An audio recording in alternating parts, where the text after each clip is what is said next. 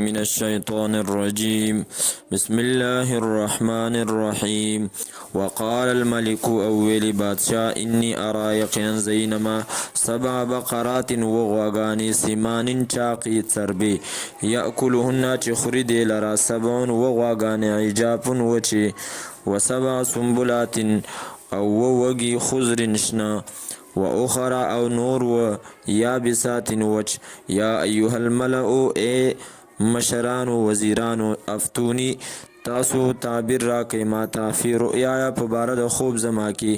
ان کنتم کچرت تاسو للرؤیا د خوبونو د پاره تعبیرون تعبیر رایستون کی وی. قالو اویل اغی اضغاث احلام ګډوډ خوبونه دي دا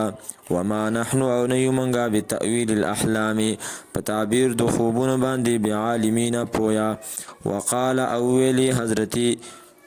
اولی الذي هغه کس نجا چې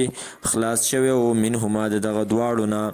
وذکر او رایاد شو هغه ته بعد امت پس د یوې زمانې نه انا انبئکم زبا خبر کم تاسو بتاویله په تعبیر د خوب باندې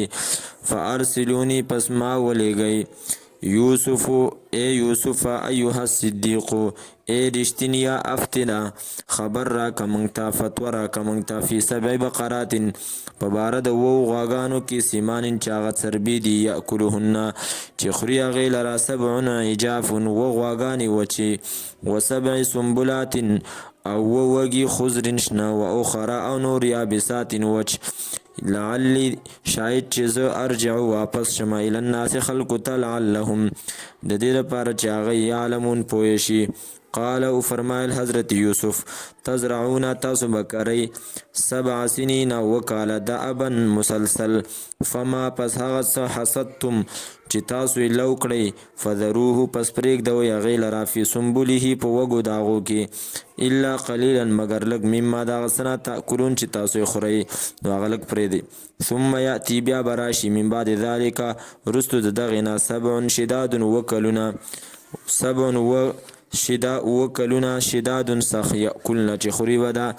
ما هغه څه قدمتم چې تاسو یې مخکې کوئ لهن د دې دپاره الا مگر قلیلا لږ مما دغه څه نه تحسنون چې تاسو یې ساتئ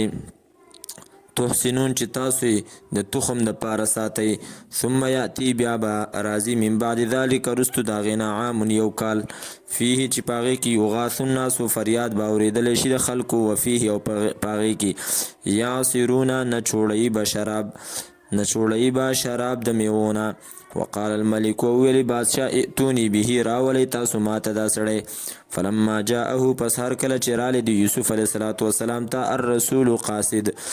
پیغام راوړون کې قال نو فرمایل حضرت یوسف ارجع واپس شه الی ربک خپل رب ته خپل مولا او مالک ته فاسأله نو تپوس وکته د دنه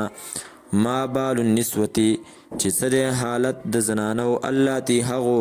قطعنا چې کټ کړي و ایدیهن لاسونه خپل ان ربي یقینا رب زما بکیدهن په چل د هغو باندې علیم پوه دی. قال اویلی بادشاه ما خطبکن څه حالت ستاسو اذ راوتن کله چې تاسو مطالبه وکړه یوسف د یوسف علیه السلام نه عن نفسه په باره د نفس د هغه کې قلنا اویلی دی حاش لله حاشا ځان بچ ساتلی دی د یوسف لله خاص د الله تعالی دپاره ما علمنا موږ نه یو پوه شوي علیه په هغه باندې من سوء د څه بدۍ نه. قالت اویلی امرأة العزیزی خزی د بادشاه الان وس حس الحق خو واضح شو حق انا راودته ما مطالبه کړی و د هغه نه عن نفسه په باره د نفس د هغه کې و انه یقینا دغه یوسف لمن الصادقین خامخا د رښتیا ویونکو نه و ذلک دا اقرار مې ځکه وکړو لیعلمه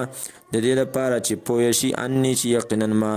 لم اخنه خیانت نه دی کړی د هغه بالغیب په شیشه وان الله یقینا الله تعالی لا یهدی نه کامیابی کید الخائنین چل د خیانت کوونکو. وما ابرئ او زه نه پاکومه نفسی خپل نفس ان النفس یقینا النفس لاماره خامخا ډیر حکم کوونکی د بالسوء د بدۍ الا مگر ما هغه رحم ربي چې رحم وکړي رب زما ان ربي یقینا رب زما غفور رحیم بخونکی مهربان دی. وقال الملك او ویلی بادشاه ائتونی به راولی تاسو ما ته دا سړی استخلصه چې زه خالص کما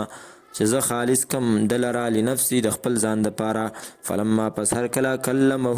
چې خبرې وکړې د سره د بادشاه چا سره د یوسف علیه السلام سره. فلما پس هر کله کلمه چې خبرې وکړې د بادشاه هو د یوسف سره قال